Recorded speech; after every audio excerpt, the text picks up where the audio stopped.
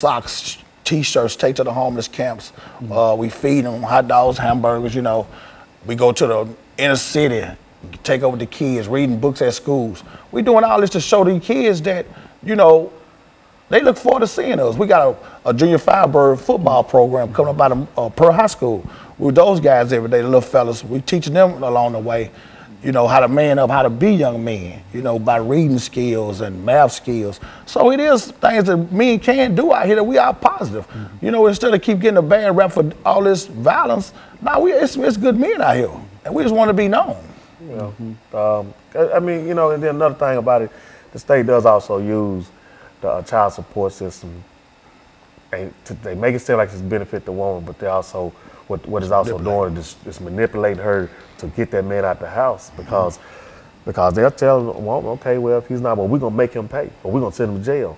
And by the time the woman's got fed up with so much stuff, you know, her mind is going in a whirlwind, and she's looking like, oh, what am I doing? What am I doing?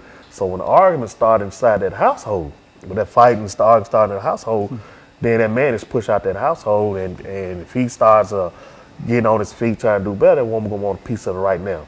And say, well, he got it, we need to go get it right now. So you gotta give a person a chance enough to say, hey, okay, you gotta let a man be a man and let him in his household and work it out. Because you keep pushing him outside that household, you just continue destroying that house. And when you do that, then that's when you're going to see a whole lot of jail system filled up. I look at this, you know, I think they building up another jail right now.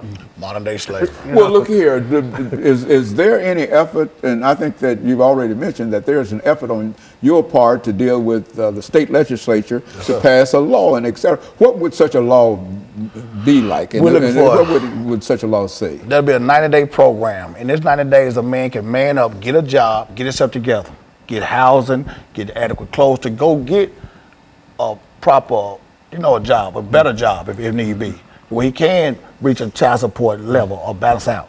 Okay, within this process, each month he would get a mom in return $100.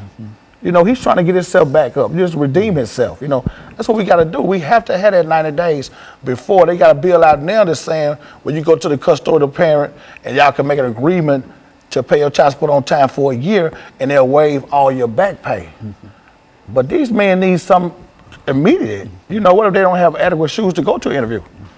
Give them a chance to get on their feet where they can be productive citizens, and then go into it. A person who might be arrested, Mr. Watkins, we're saying, for not paying child support, that he serves his time, and as soon as he's out of jail, he's been in jail for whatever that time might be, and as soon as he's out of jail, he has to immediately start paying child support. That's right. Is that what we're saying? And that's why you feel that there ought to be some kind of reform within the system. Help us out. We gotta give us a time frame. You know, 90 days.